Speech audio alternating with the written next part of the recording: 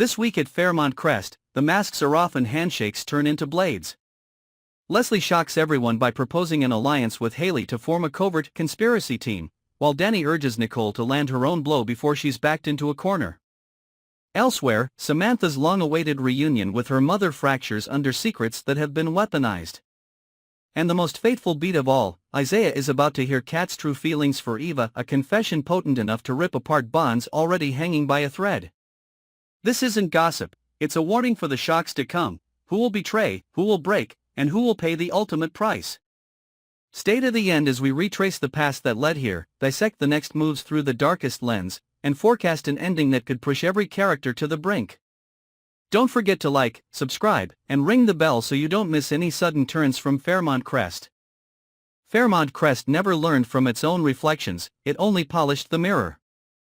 The weeks since the charity gala had hardened the fractures that already ran beneath the marble, turning hairline faults into jagged canyons. Vernon tightened his orbit around legacy and optics, Anita measured every conversation like a courtroom exhibit, and Joey kept his counsel with the calm of a man who trusted contingency plans more than people. In that atmosphere, Leslie recognized the currency of audacity and decided to mint her own. She had watched Hayley for months, charting the way ambition could masquerade as altruism, and understood that the most efficient way to survive the hurricane was to ride the eye. The offer she prepared was simple in structure and lethal in implication: combine reach with ruthlessness, discretion with deniability, and build a quiet machine that could tip every board vote, redirect every whisper, and make every enemy tire themselves out punching air. The pretext was a familiar one: protecting the family. Yet the target list was written like a confession. Danny had become too principled to be predictable, Nicole too wounded to be contained, and Andre too restless to be controlled. Leslie believed Hayley needed a partner who could appear harmless even while tightening screws, and Hayley believed Leslie needed a lieutenant who had already thrown away the instruction manual. Meanwhile, in the quieter rooms away from the chandelier glare, the private storms gathered. Kat had been carrying the aftertaste of a decision she could not rewind, and the silence between her and Eva had thickened into a hallway nobody dared to walk. Isaiah, from the periphery, watched the choreography of restraint and denial, sensing a confession pacing behind its cage. Samantha, newly reunited with the mother she had built from memory and longing, discovered how fragile reconciliations become when the past refuses to behave. Little omissions appeared as kindness at first: names not mentioned, meetings not explained, calls taken outdoors, but Samantha's instinct for pattern recognized the symmetry between affection and leverage, and the realization pulled the floor a fraction lower under her feet. Into this charged air came the provocation that would set the next chain reaction. Danny, tired of playing defense, told Nicole in a dozen careful ways that waiting for fairness in Fairmont Crest was like waiting for spring in a locked room. She urged a unilateral move, a clean strike that would reframe the board's narrative before the board reframed Nicole. It would mean stepping beyond alliances, beyond faith in Andre's diplomacy, beyond the comfort of shared risks. Nicole listened with that brittle quiet she had perfected since the day everything collapsed in the most public way possible. She wanted courage that did not look like recklessness, she wanted justice that did not taste like revenge. In the end, she settled for a plan that borrowed from both. As February turned to an unforgiving autumn tally, Leslie laid out to Hayley the map of their alignment: a shell nonprofit to siphon influence at community level, a sequence of targeted disclosures designed to appear organic, and a slow, almost merciful starvation of their loudest critics. She spoke about preserving the brand of the family while dismantling the power of those who misused it. Hayley heard the music of inevitability. In a studio choked with unwritten letters, Kat finally arranged the truth into something like a shape. She carried it to an obscure corner of a fundraiser where Eva's absence felt louder than any speech, and rehearsed the gravity of naming her fear, her regret, and the stubborn refusal of time to excuse either. Isaiah paused outside the doorway not to eavesdrop but to brace, and the honesty he heard lodged behind his ribs like an unpulled pin. By the time the lights dimmed and the final checks were pledged, Fairmont Crest wore the satisfied smile of another charitable evening. No one could see the trapdoors timed beneath the parquet. Leslie, certain of her arithmetic, walked home with Hayley's tacit assent. Danny, teetering between duty and daring, left Nicole with a key that opened a door to consequences. Samantha's mother accepted a late call whose timing would later be described as fortunate by some and surgical by others. Kat closed the confession she had not yet delivered, unaware it had already found an audience, and Isaiah, entrusted with a truth that belonged to him only as a burden, decided he could no longer be the quiet witness who enabled everyone else's performance.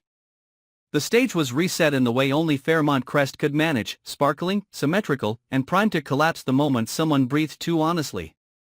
The collapse chose speed.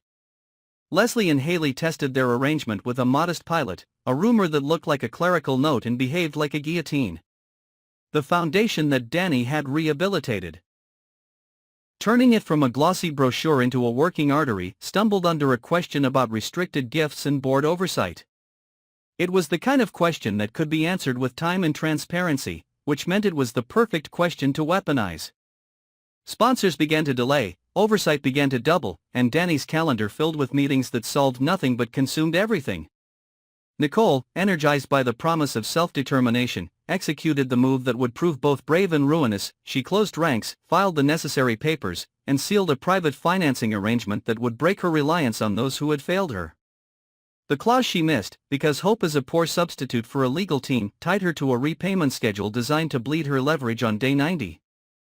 Andre found out on day 3, with no foothold to help and no right to be angry. That did not sound like ownership. Samantha's truce with her mother detonated when a document surfaced at the worst possible hour, a retroactive amendment to an old agreement that put Samantha's career under the thumb of a donor who had never liked her independence. The signature on the second page belonged to the woman who taught Samantha to read courage like a compass.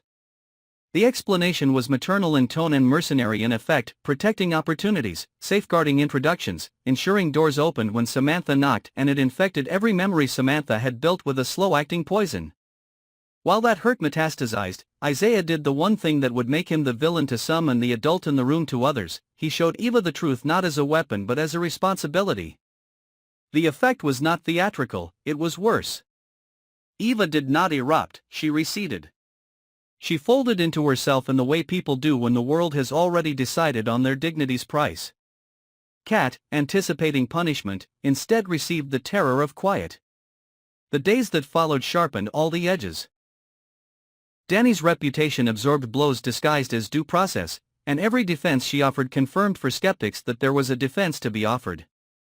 Nicole's finances began to cough up penalties while the promised autonomy dissolved into obligations, and her allies, never plentiful, discovered reasons to meet her eyes less often in public. Leslie learned the arithmetic of alliance has a cost column she had underestimated. Hayley did not take instructions, Hayley took inventory. Every favor banked, every concession logged, every promise renegotiated with interest. The first time Hayley leaned on a delay that only Leslie could engineer, Leslie recognized the shape of her own trap. Samantha confronted the version of herself who had begged the universe to give her a mother and had received a manager instead.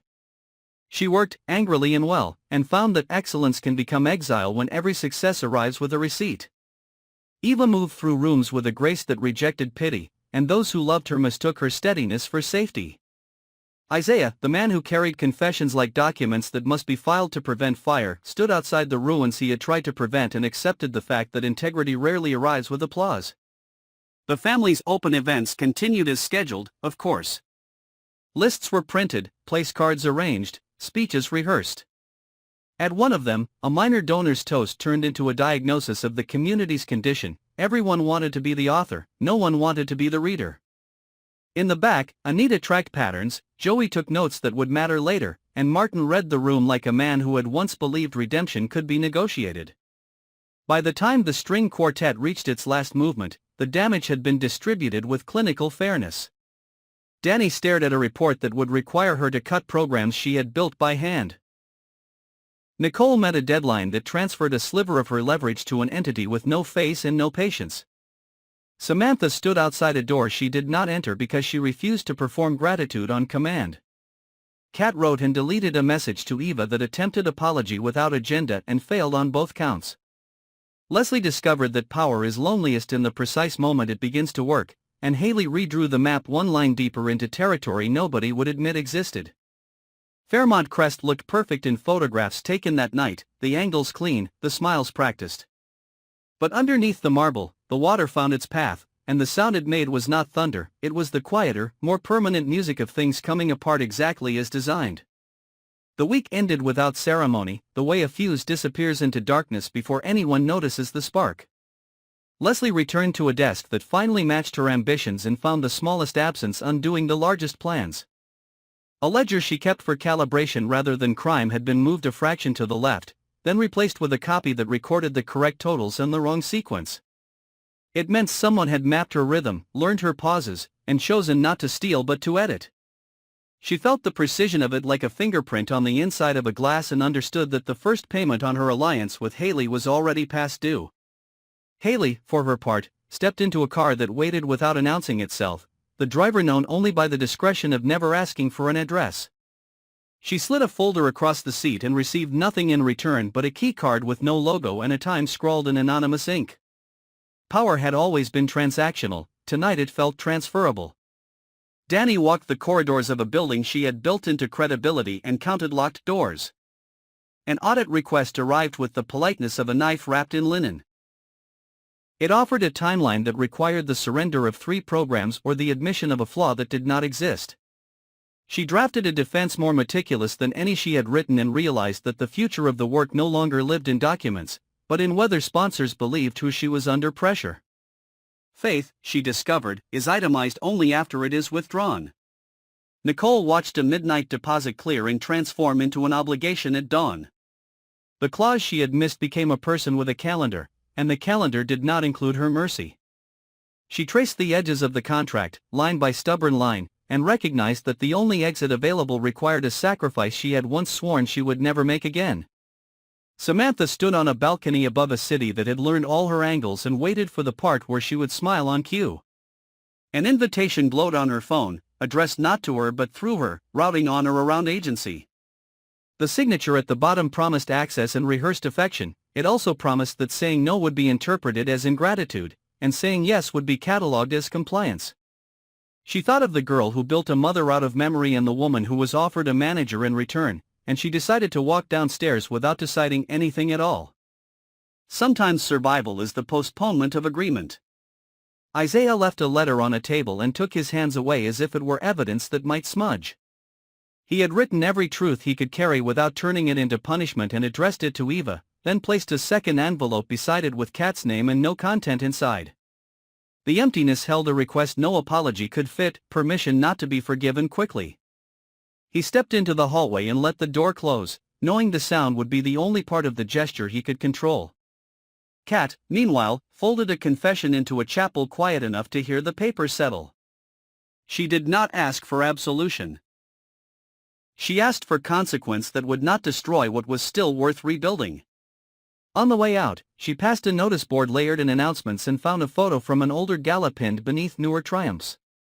2 faces in the background were laughing at something that no longer made sense. She took the picture, not for nostalgia, but for evidence of what it had cost to arrive here. Eva dressed as if dignity were armor and walked into a room designed to measure it. She greeted people who loved her most by pretending nothing terrible had happened and discovered that composure can be its own brand of exile.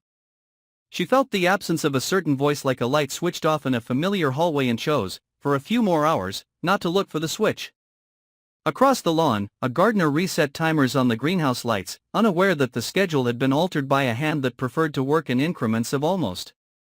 By evening, Fairmont Crest returned to its usual symmetry.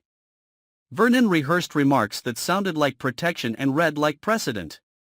Anita filed notes under headings that would later prove prophetic. Joey traced a web of dates that converged on a single week in winter when all the safeguards would be tested at once. Martin set down a draft of a statement that could rescue one person by implicating another, and weighed the quiet calculus of penance against the noise of spectacle. Somewhere between midnight and morning, 3 envelopes changed hands. One was white and heavy with numbers that would bankrupt a rumor or a person, depending on the choice of target. One was black and light as a threat, containing the access that makes cameras arrive before conscience. One was red and empty except for a single name, daring the reader to imagine the cost of writing it down again. The greenhouse lights flickered, then steadied. A motion sensor decided there was nothing to report. In a guest room where the curtains never fully meet, a phone lit the ceiling with 2 unspectacular words that nevertheless rearranged the air. Down the hill, water continued its patient travel under marble, choosing the path it always chooses, and above it all the mirrors shone, waiting for someone to mistake reflection for control.